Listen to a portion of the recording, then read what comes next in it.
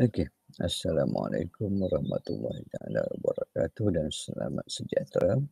Kita sambung tajuk 4.6 di dalam buku Power Up, Kemandulan dan Pencegahan Kehamilan. Okey, kemandulan dan pencegahan kehamilan. Ya. Okay, nombor 1. Lengkapkan jadual di bawah bagi menunjukkan cara-cara mengawal kehamilan. Okey. Jadi ada 6 jawapan, pilihan jawapan. Kita tengok A. Menghalang pengovulan. Okey, iaitu menghalang yang pertama, A, menghalang pengovulan. Itu mengelakkan wanita daripada menghasilkan ovum. Apa yang dia perlu buat? Kaedahnya ialah pil pencegah kehamilan. Pil pencegah kehamilan. Okay, B. Tujuan untuk merembeskan hormon untuk menghalang penghasilan ovum. Okey, merembeskan hormon untuk menghalang penghasilan ovum. Okey, ini juga sama seperti menghalang pengovulan. Okey. Iaitu kaedahnya ialah implan. Kaedah implan.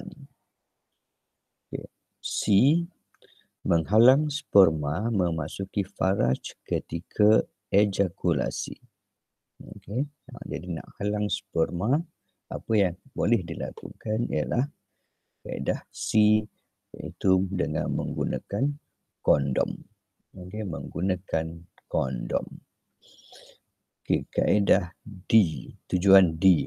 Okey, alat ini dimasukkan ke dalam uterus untuk mencegah penempelan. Okay, alat ini dimasukkan ke dalam uterus untuk mencegah penempelan. Okay, jadi ada ovum, ada sperma, berlaku persenyawaan tapi tidak dibenarkan menempel di dinding uterus. Jadi apa kaedah yang digunakan? Okay, kaedah ini kita namakan sebagai IUCD. IUCD. Okay, dan E, tujuannya ialah mencegah sperma masuk ke dalam uretra. Okey, mencegah sperma masuk ke dalam uretra. Okey, di mana dipotong okey, ductus spermanya. Kaedah ini dinamakan vasektomi. Okey, vasektomi. Dan F, tujuan menghalang sperma mempersenyawakan ovum. Okey, menghalang sperma mempersenyawakan ovum. Okey, kaedah ini dinamakan sebagai ligasi. Kaedah ligasi. Okey, jadi kaedah ligasi dan vasektomi adalah kaedah yang kekal. Okey, potong ductus sperma, potong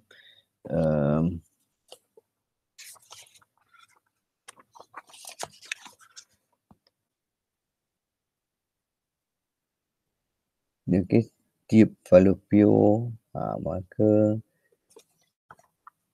wanita tersebut tidak lagi boleh mengeluarkan ovum untuk melakukan persenyawaan. Okey, begitu juga dengan lelaki. Okey, sementara kaedah-kaedah lain seperti yang kita belajar tadi, yang disebut tadi, iaitu pil pencegah kehamilan, implan, kondom dan IUCD adalah kaedah-kaedah yang sementara. Dia boleh dikeluarkan, contoh macam IUCD dan implan itu, dan wanita tersebut boleh hamil semula. Okey. Sementara kaedah yang pil dan juga kondom adalah kaedah yang semasa itu sahaja. Okey. Semasa berhubungan itu sahaja. Okey. Jadi itu soalan nombor 1. Soalan nombor 2. Akibat kemalangan jalan raya, Linda mengalami kerosakan tube falopio yang menyebabkan dia tidak boleh memperoleh anak. Jadi dia kerosak tube falopionya bila terlibat dalam kemalangan. A. Pada pendapat anda, apakah rawatan yang perlu dijalani oleh Linda bagi mengatasi masalah ini? Jadi macam mana dia nak tak boleh hamil, okey, kerosakan tiub falopio tapi dia nak hamil. Apa cara dia? Okey, jadi salah satu yang dia boleh buat ialah kaedah persenyawaan in vitro. Kaedah persenyawaan in vitro iaitu ovum wanita tersebut disenyawakan dengan sperma lelaki ataupun suami dia, okey, dan persenyawaan ini dilakukan di dalam makmal. Dan bila sudah tersenyawa, okey, sudah berlaku persenyawaan antara ovum dan sperma itu, barulah zigot tersebut akan ditempelkan ke dalam uterus wanita tersebut untuk menjalani proses kehamilan yang seterusnya. Okey, B. Bagaimanakah rawatan yang anda namakan diimkan?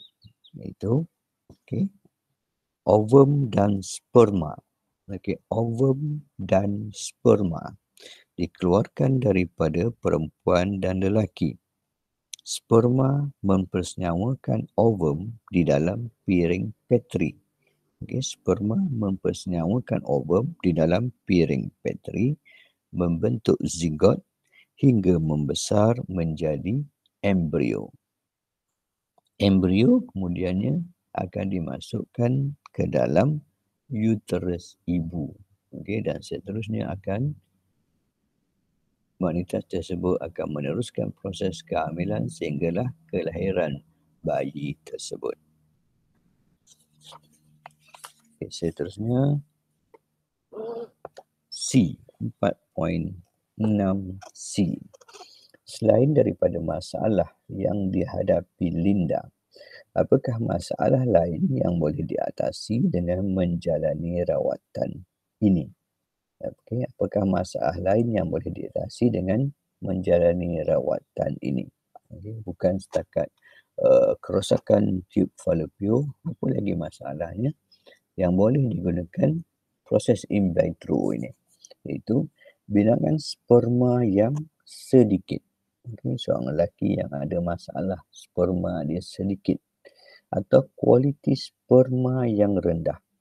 Okay, ada sperma tapi tak banyak.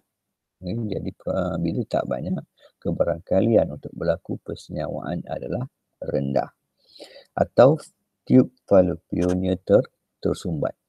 Okay, terpotong, tersumbat. Maknanya ovum tidak boleh keluar daripada tiub falopio.